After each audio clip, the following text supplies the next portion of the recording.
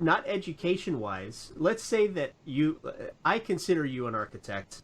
Okay, you consider you an architect. You introduced yourself as an architect designer.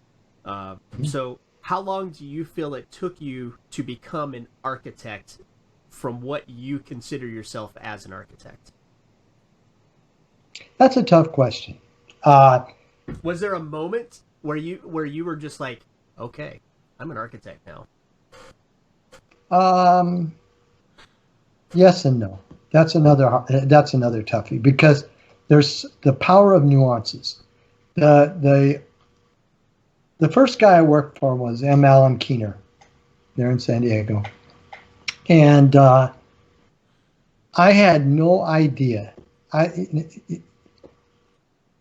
I should have been called Chester Clueless because I had no freaking idea how much I didn't know and how much I knew, and I had no clue. So when that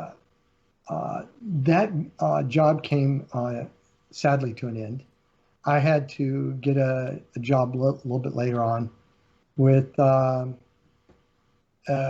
renowned architectural firm uh, in San Diego, one of the premier firms, Homer Delawee and Associates. They're now Delawee, Britton, and Wilkes. But and I came there and I felt like a dumb little kid that didn't know anything and was desperate to have a job. And sorry for swearing. Anyway, uh, so It's that four-letter word. You got to be careful with I those. get into this firm that's, I mean, an top award winning firm, and I show my work, nervous, sweaty palms, the whole 9 yards. And the guy goes, "Yeah, this is perfect. That's amazing. Great." And I would find out 6 months later that I was the highest paid guy in the back office. And I'm going, wow, everyone else here is a graduate and licensed. I'm still clueless, remember? I still haven't really caught on to who I am. All I know is by this standard, by them, who they are, they're kind of certifying that, hey, you're holding it, you're doing it. And I was getting some very, very, very nice projects.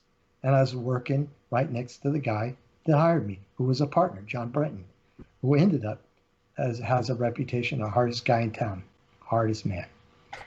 And but I still, Carl, didn't know.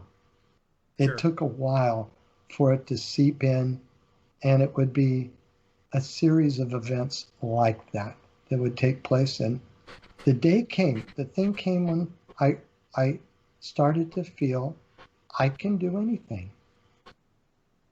You give me a problem and I can solve it. That's the dawn. That's the deal. It's that you've acquired enough where you know I can do that. I can solve the problem. Give me the challenge. In fact, bring it on. And you walked into that office knowing 100% that you could solve those problems, right? Because Not the the and not the first one or the second one. and the reason I ask this is because there's a lot of people, especially who are students, who are very nervous about finding that first job. They don't think they're good enough. They're not sure what good enough is, and they don't really have a good metric. It's either that they don't trust people who are telling them what good enough is, or they don't understand what they're being told well enough to say, okay, that's what it is. And I don't know if it's academia or if it's a culture thing. I have seen this in multiple places: the U.S., UK, Asia. These people who are looking for their first jobs out of school or while they're still in school, an internship, they don't know um, what it takes to get that first job. And of course, as architects and designers, we like to scare them, right? We call it architorture in school. We tell them as an intern, what did you tell me at KSQ? We put an anklet on you and chain you to the desk, but it's wrapped in velvet, so it's the most comfortable anklet you'll ever have. Which I don't know, if KSQ was my first job, maybe I would have been a little apprehensive, but that's, I think, when I knew that you and I were going to get along just fine. Yeah. So my first job in architecture was completely, hey, I think I know how to draw. Here's some of my stuff. Can you use me? And I'll tell you what, walking into that office, I knew 100% of the stuff that I knew then, which is maybe a fraction of a percent of the stuff that I know now. So with that being said, what I'm asking you is, I mean, you were confident walking into that office that you knew how to do your stuff, but how much of that is what you know now? Okay. Does that make answer to the sense? last part of the question first is that, believe it or not, this is what I found out over the years. And I had the great pleasure of sharing that with Mike before he passed away. We remained friends all his life. And is that, believe it or not, I would say that he set the 80 plus rule, and that he gave me 80% of what I needed to get there. And I'm being very conservative in that. I think it really pushes it up more 85 to almost a high 80s. That's how good he did. He gave that's how valuable the foundation was. I was in shock when I opened up my business and